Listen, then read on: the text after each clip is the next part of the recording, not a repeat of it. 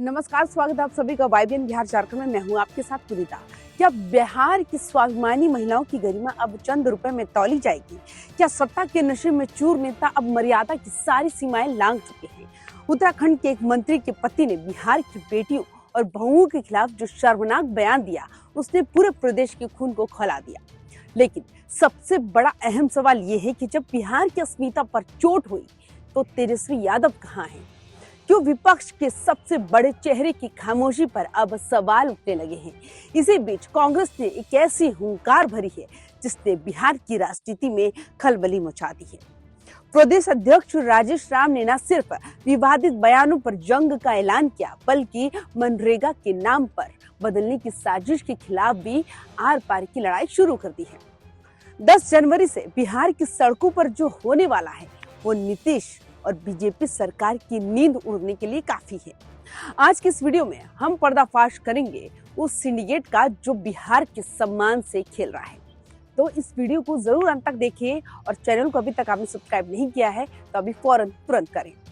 बिहार विधानसभा चुनाव के बाद की राजनीतिक शून्यता को अब कांग्रेस भरने के लिए तैयार दिख रही है। एक तरफ जहां तेजस्वी यादव पर राजनीति से दूरी बनाने के आरोप लग रहे हैं, वहीं दूसरी तरफ कांग्रेस के नए प्रदेश अध्यक्ष राजेश राम ने दो टूक शब्दों में कह दिया कि अब वे किसी का इंतजार नहीं करेंगे। राजेश राम का इशारा साफ था कि अगर मुख्य विपक्षी दल खामोश है तो कांग्रेस जनहित के मुद्दों को लेकर अकेले ही मैदान में उतरेगी।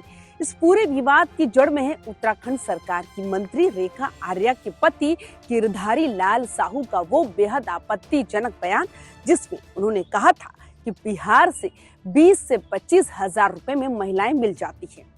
ये सिर्फ एक बयान नहीं है, बल्कि बिहार की करोड़ों महिलाओं के सम्मान पर एक गहरा जख्म है। कांग्रेस ने इस मुद्दे को लपक लिया और अब इसे प्रखंड स्तर से लेकर जिला मुख्यालय तक एक बड़े आंदोलन की शक्ल देने की तैयारी कर ली है। राजेश राम का सीधा आरोप है कि बीजेपी से जुड़े लोगों की सोच और उनकी नीतियों से आज महिलाओं की सुरक्षा और उनके सम्मान को गंभीर खतरा पैदा हो गया है। सिर्फ महिलाओं का अपमान ही नहीं, बल्कि केंद्र सरकार की एक और नीति ने कांग्रेस को सड़क पर उतरने को मजबूर कर दिया।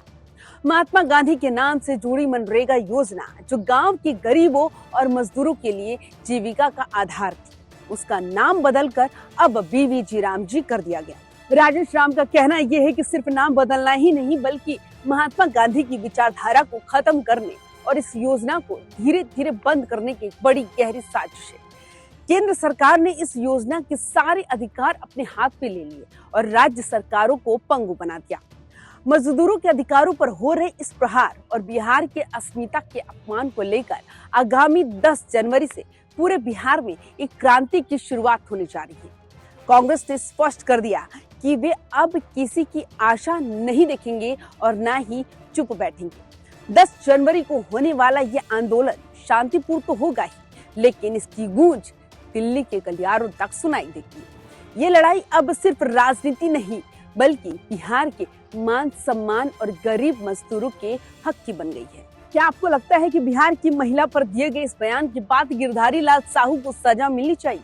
और क्या मनरेगा का नाम बदलना वाकई गरीबों के हक पर डाका है? आखिर तेजस्वी यादव की इस मुद्दे पर चुप्पी आपको क्या संकेत देती है? अपनी राय कमेंट बॉक्स में जरूर साझा करें।